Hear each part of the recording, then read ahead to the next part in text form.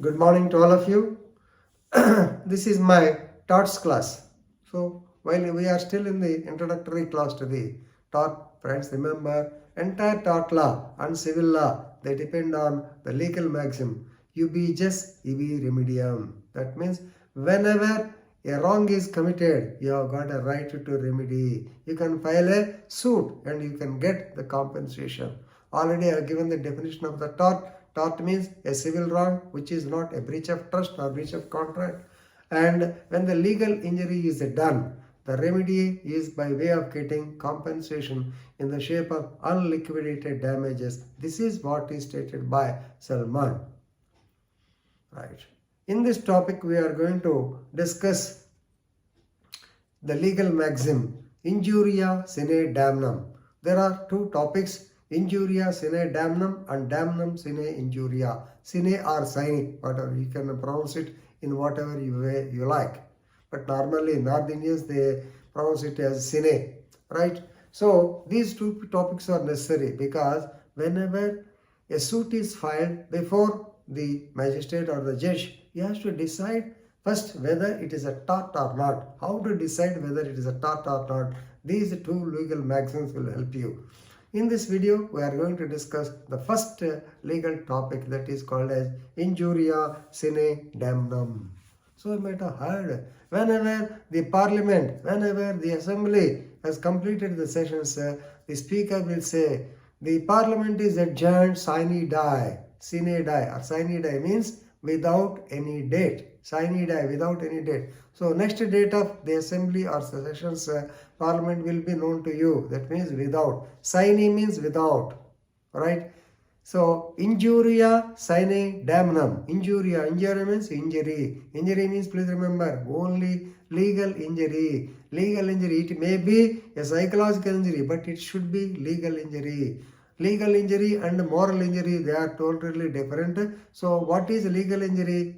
So whenever some act is not supposed to be done by the other party, if he does it, if you feel it, then legally it is called legal injury. So a legal injury is caused, but no damage is caused. Nothing done, nothing, damage is not done.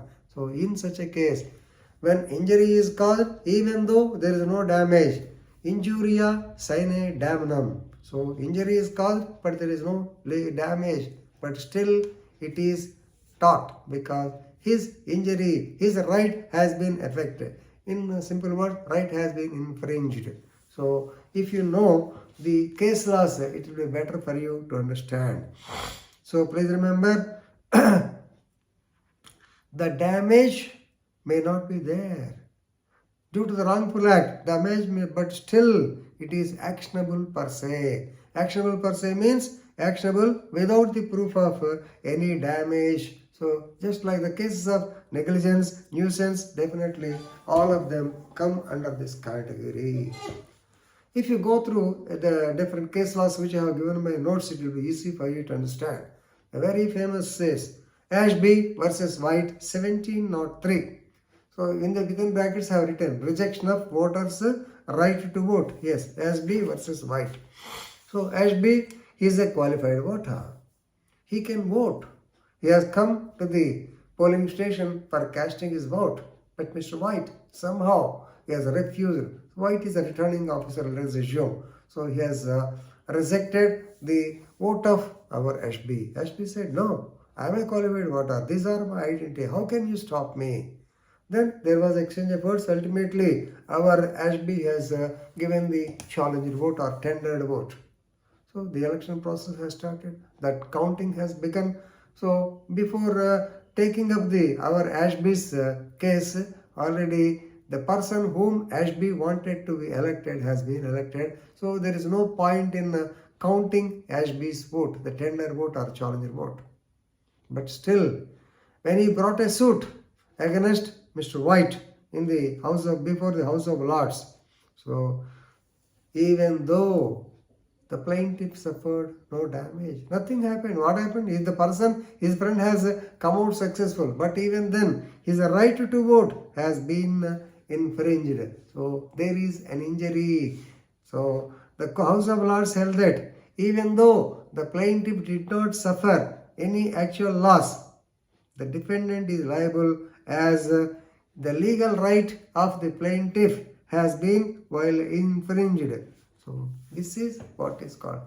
Even though there is no damage, when legal injury is done, definitely it is a tort.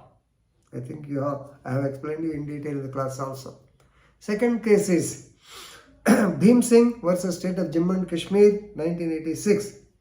Bhim Singh, he was a very famous man, communist MLA. So he was an MLA from the Jammu and Kashmir Assembly. While he was coming to attend the assembly on his cycle, remember this was in before 1986, coming on a cycle, the police detained him unlawfully and deliberately prevented him from attending the assembly sessions on 11/9/1985. Of course, he was suspended from the assembly, therefore he should not be allowed. So many things are there. But please remember, an MLA is a representative of the public. He has to represent the grievance of the public to the, maybe to the speaker, to the other MLAs, to the chief minister, things like that. No doubt he cannot be allowed to enter the assembly hall if he is suspended, but he has to move in other, he can move in other places. That is what is stated by Honorable Supreme Court of in this case. So his right to movement has been obstructed. So therefore his illegal detention is nothing but infringement of his right to personal liberty and movement. Therefore the state was ordered to pay compensation of 50,000 at the time. Third example, Municipal Board of Agra versus Ashby Law, 1921. So please hear the case. Yesterday I told you, but anyway, the plaintiff, actually that is Municipal Board of Agra, wrongly notified the father's name of the so-called defendant, that is Ashby Law. Actually, this is an appeal case.